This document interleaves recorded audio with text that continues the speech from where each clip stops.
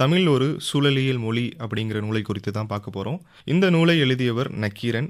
இது காரோடி பதிப்பகம் வெளியீடாக வந்துள்ளது. நக்கீரனுடைய எல்லா நூல்களையுமே வாசிக்கலாம். முக்கியமாக அவருடைய காடோடி நாவல், அலையாத்தி காடு, சூழலும் சாதியும், நீரெழுத்து போன்ற நூல்கள் மிக முக்கியமானவை. இதில் இருக்கக்கூடிய சில கருத்துக்களையும் இதில் இருக்கக்கூடிய சில சம்பவங்களையும் இப்போ நான் உங்களுக்கு அறிமுக அளவில் சொல்லலான் இருக்கேன். ஒரு மொழியிலிருந்து சூழலை நீக்கிட்டோம் அப்படின்னா மொழி உலரும் அப்படின்னு சொல்லிட்டு நக்கீரன் குறிப்பிடுறாரு. பழந்தமிழ் இலக்கியங்கள் அப்படிங்கிறது மற்ற 6 செவ்வியல் மொழிகள் குறிப்பிடுவாங்க இல்லையா, அதிலெல்லாம் சொல்லப்படுவதைப் போல ஆன்மீக எல்லைக்குள் நுழையாம நம்ம மொழி திணை நிலத்திலேயே கால் பதித்து நிற்கிறது அப்படின்னு சொல்லுவாங்க. ஒரு மொழியின் இலக்கியங்களில் சூழலியல் இருக்கும், ஆனால் இலக்கணமே சூழலியலாக இருப்பது தமிழ் மொழியில்தான். அதை நமக்கு வகுத்து தந்தவர் தொல்காப்பியர். ஆக இவ்வளவு சிறப்புமிக்க மொழியாக நம்மளுடைய தமிழ் மொழி இருக்கிறது.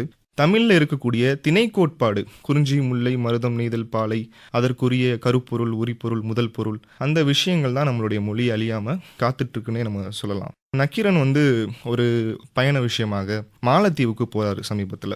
அப்படி போகும்போது அங்கே இருக்கக்கூடிய ஒரு குழந்தைகிட்ட ஒரு கடையில் இருக்கக்கூடிய அந்த முட்டைகளை காமிச்சு, இந்த முட்டை எங்கேருந்துமா வருது அப்படின்னு கேட்குறாரு. அந்த குழந்தை சொல்லுது, இது கடையிலேருந்து தான் வருது. இல்லை, அந்த முட்டையினுடைய மூலம், இதனுடைய சோர்ஸ் என்ன அப்படின்னு கேட்குறாரு.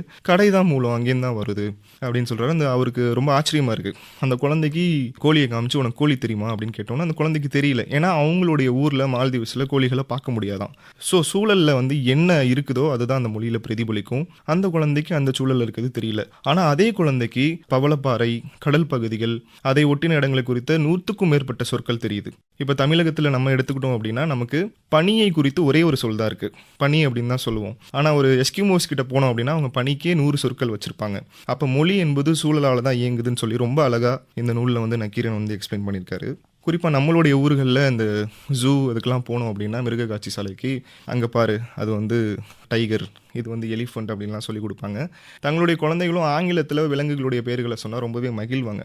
ஆனால் தமிழில் புலிக்கு மட்டுமே ஏராளமான பெயர்கள் இருக்குது. புலி, வேங்கை, உளுவை, மருவ, வயமா, வயப்புலி, கடுவாய், வால்வரி, வெள்ளுமா, பாய்மா, வியாக்கிரம், வள்ளியம், தரக்கு, குயவரி, கொடுவரி, இந்த மாதிரியான ஏராளமான பெயர்கள் புலிக்கு மட்டுமே இருக்கு. ஒவ்வொன்றுக்கும் அர்த்தமும் இருக்கு. ஆனா தமிழ்ல நம்ம குழந்தைகளுக்கு சொல்லிக் கொடுக்காம டைகர்னு ஆங்கிலத்தில் சொல்லிக் கொடுக்குறோம். அது ஆங்கில பெயரும் கிடையாது. டைகிரிஷ் நதி அப்படின்றத அடிப்படையா வச்சு ஆங்கிலத்துக்கே அது வெளி மொழியிலேருந்து வந்த சொல் தான். ஸோ அப்படி நம்ம சொல்லிக் கொடுக்கறத தவிர்க்கணும்னு அவர் ரொம்ப கேட்டுக்கிறாரு.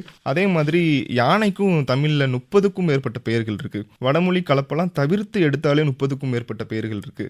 ஆனா நம்ம சிம்பிளா குழந்தைங்களுக்கு எலிஃபண்ட் அப்படின்னு சொல்லி கொடுத்துட்றோம். நம்ம வாழ்க்கையில எவ்வளவு வெற்றி பெறுகிறோமோ இல்லையோ, அறிவியல் எவ்வளவு வளர்ச்சி அடைகிறதோ இல்லையோ, இங்கே வாழ்றதுக்கு நம்மளுடைய சூழல் சார்ந்த புரிதல், வாசிப்பு, மீட்டுருவாக்கம் ரொம்ப முக்கியம் என்பதை உணரும் தருணம் இது.